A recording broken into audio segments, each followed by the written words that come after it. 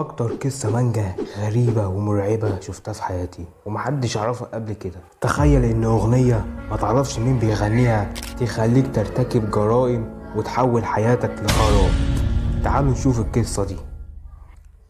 القصة بتبتدي في اسطوانة اغنية شغالة وبنشوف اتنين صحاب ولد وبنت قاعدين مستمعين لاغنية. البنت اسمها ناكاياما والواد اسمه اوجاوا.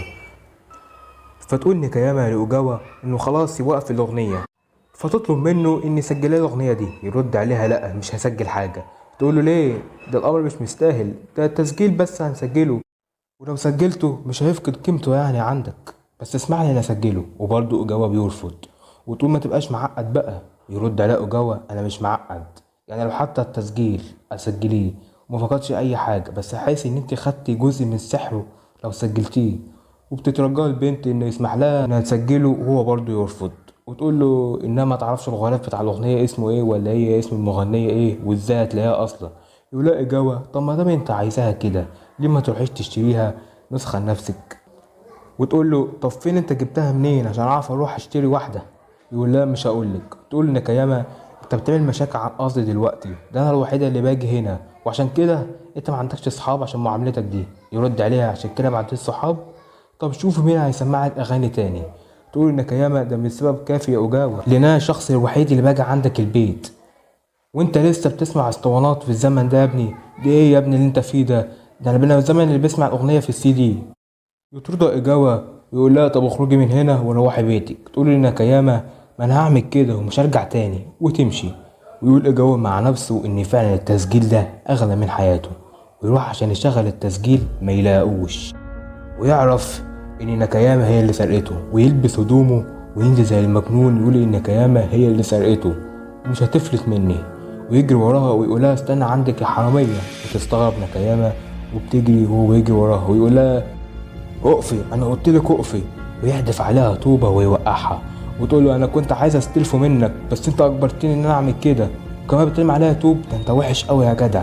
يقول لها اجاوا يا كدابه، ولما تعوزي حاجه مني تسرقيها وانت من نوع من الناس دي. ويقول لها رجعيه دلوقتي ومش هبلغ الشرطه، لكن ممكن تنتشر اشاعه في المدرسه انك حراميه وسرقت مني الاسطوانه.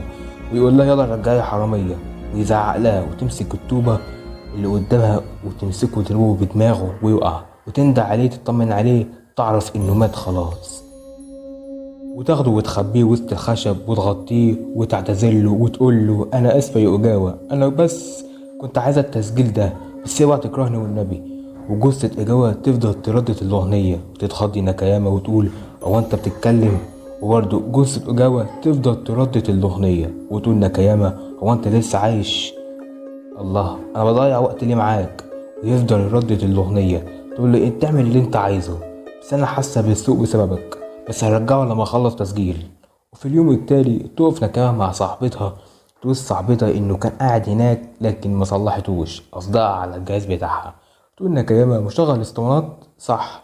اسفه ضاعت من ايام. تقول لها صاحبتها طب نشوف كده تايكو صاحبتهم او صاحبهم وجهازها بايظ ومش بتفكر ان تروح عند اي حد تاني عنده مشغل اسطوانات. فتقولها صاحبتها خلاص ممكن تاخدي جهازي. تقول لها لا شكرا. وبتروح نجامة عند محل لأجهزة الاسطوانات يقولها البائع ان للأسف مفيش حد بيحفظ الأجهزة التناظرية دي. تخرج نجامة من المحل بتفكر وتقول انما معاش فلوس عشان تشتري مشغل اسطوانات عشان تسمع التسجيل اللي معاها وهي اصلا محتاجة تسمعه.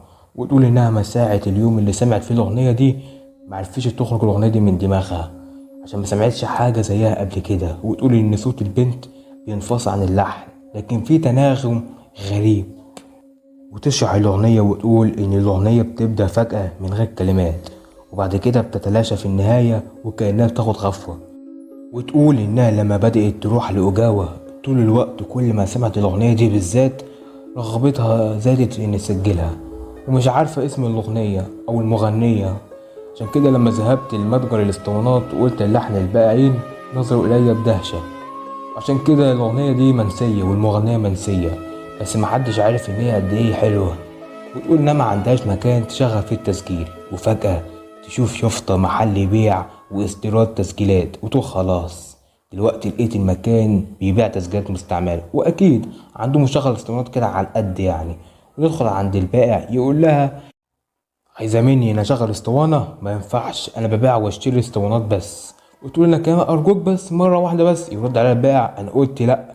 ويبص على التسجيل بدهشة ويقول لها انت حصلت على التسجيل ده منين؟ ويبص للتسجيل ويقول انا متأكد ان ده التسجيل ده كان عندي قبل كده.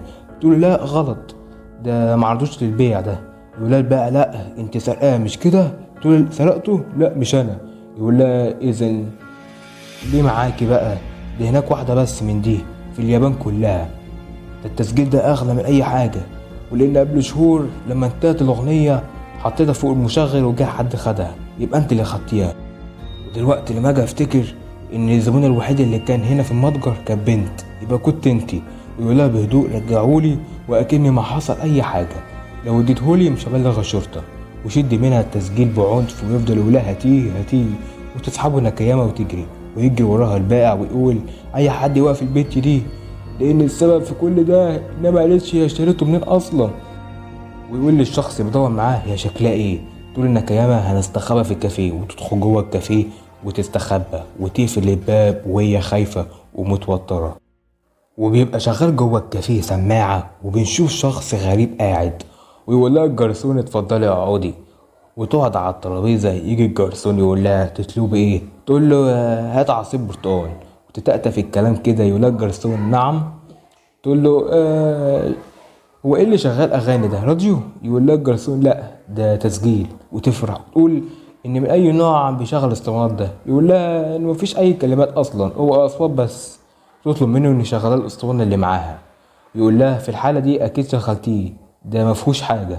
وتشكر نكيامة وتشغل الاسطوانة وتستمع للأغنية. والشخص الغريب اللي قاعد اللي أول ما دخل نكامة الكافيه بيسمع الأغنية وبتجيله حالة غريبة زي ما تكون عارف الأغنية دي أو في سيرش. يروح عندها يسألها إيه اسم الأغنية دي؟ تبقى مشغولة مع الأغنية. ويبص على الغلاف ملاقيش أي صورة ويتجنن زي ما يكون عارف حاجة. ويقول البداية مفاجأة والتناغم الغريب والصوت البارد والطريقة اللي بتخلص بيها، وده معناه اللي هو عارف القصة أصلا. ويقول لها إن الأغنية دي ارتجلتها مغنية اسمها باولا بيل، وإنه مش مصدق إنه بيسمعها، وإن الشيء المهم إنها اتسجلت بعد وفاتها على طول. ترد عليه ناكاياما مش فاهمة يعني إيه تسجل بعد وفاتها. يقول لها تعالى أحكيلك. كان من فترة طويلة باولا بيل كانت مغنية مجهولة بتغني في البار في الوقت ده. ثم بعد كده جه حد عشان يتكلم معاها على إن يعمل لها ألبومها الأول اللي كانت بتحلم بيه، وكانت فرصتها كبيرة بعد أيام صعبة.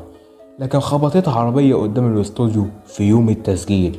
وجروا العاملين في الاستوديو اتوصلت إليهم إنهم يدخلوها جوه الاستوديو. وأخذت أنفاسها الأخيرة عند الميكروفون وماتت بطريقة مأساوية، وهي كانت على وشك تحقق حلمها.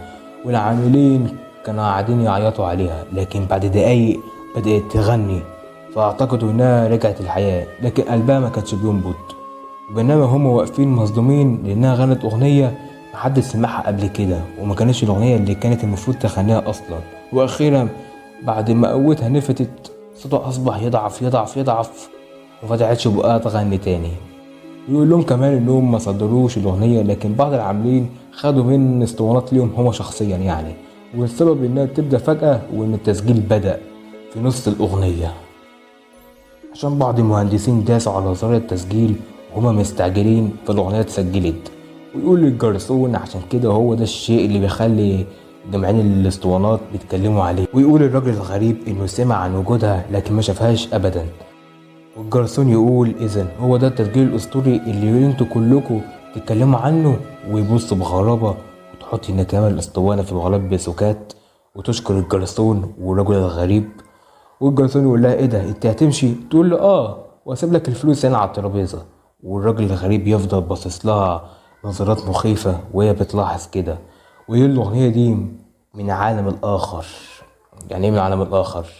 وتمشي ناكاياما وتقول هو ماله الراجل المخيف ده، ويمشي وراها الراجل المخيف وتقول انها تخرج من هنا وتجري وتبص وراها تلاقيه وتقول ده بيراقبني، ويجري وراها وتقول انه عايز ياخد التسجيل مني.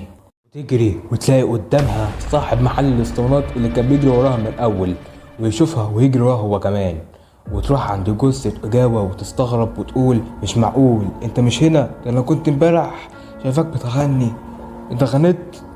ده انا سمعتك انت بتغني. ويهجم عليها صاحب المحل وهو بيضحك وبيقول فار في الفخ، ويشوف جثة إجاوة يفتكر انها مستخبية هنا وتهرب نكيامة، ويشد الغطا ويتصدم ويقول ايه ده جثة، وتنط السور وتلاقي في وشها الراجل الغريب وتتخض وتقع، ويشوفها صاحب المحل وتقع من على الخشب، ويبص الراجل الغريب يلاقي التسجيل مرمى على الأرض، وياخد التسجيل ويقول دي وقعت أعتقد إنك مش عايزاها، ويروح صاحب المحل يشوفها ويتصدم ويقول دي ميتها، ويدور على التسجيل ما يلاقوه، ويقول ايه ده انا كنت متأكد انها كانت معاها من شوية، ممكن تكون وقعته الناحية التانية، ويشوف الجدار التاني يقول يا لهوي ده عالي، احاول اطلع، ويسمع لحن الاغنية، بيبقى الراجل الغريب قاعد بيسمعها وبيقول انا اعرف اسمع اللحن اللي من العالم الاخر.